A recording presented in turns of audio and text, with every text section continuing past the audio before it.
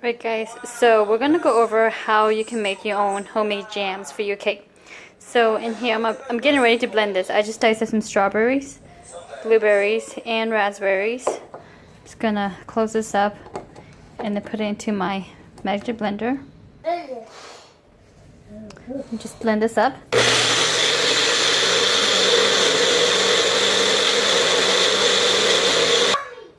You should have about a cup's worth of the blended fruits. So now let's take this over to the stove. Okay, so here I have about 1 tablespoon of cornstarch, about half a cup of sugar, and then I already put in like half a cup of water in there. So just turn your stove on and then pour your blended fruits in there. Okay. And then you're just going to stir this until it boils. I think that's about too much water actually. I think it's probably more like 1/4 cup of water. So because I boiled too much water, I'm probably gonna let it boil for a little while longer. So let that boil and then we'll come back.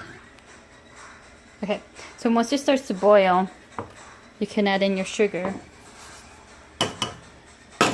And then just stir that in.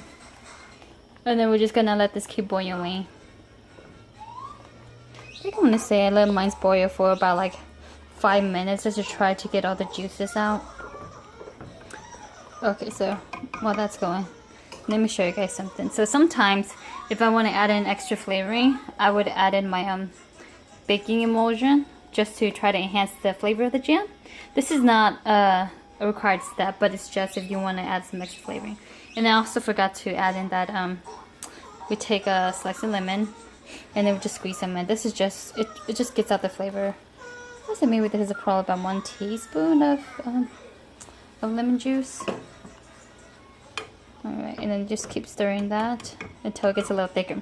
Also what I did was this is my cornstarch. I just added in a little bit of water, maybe just like not even that much, maybe 1 teaspoon of water, and I just stirred it.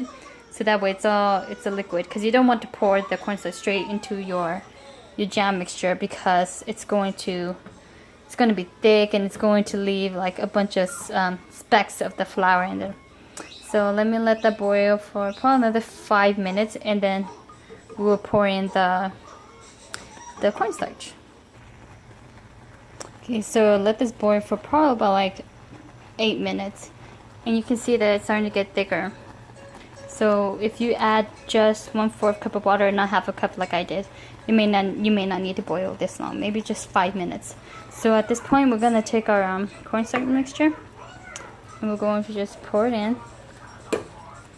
and then stir. So this should start to get thick in a little bit. So I'm just gonna keep stirring, and then when this is all done, I will show you guys how it looks. Okay, so this is our finished jammed. I just took it out of the pots and put it into a bowl to try to get it to cool. So it's thicker, but once it cools down, it's going to be even more thick. So there you go. I hope you guys enjoyed this recipe. It's fairly simple. I don't do anything complex with my jams, and I don't add any preservatives in it, because usually I make the jam like the day of or the day before that I'm going to make my cake. So here we go. Same steps. You can use these same steps for like other flavored jams. But it's pretty much the same thing. You take your fruits, you blend it, boil it, add some sugar, a little bit of water, a slice of lemon, and the cornstarch just to thicken it up. So there you go.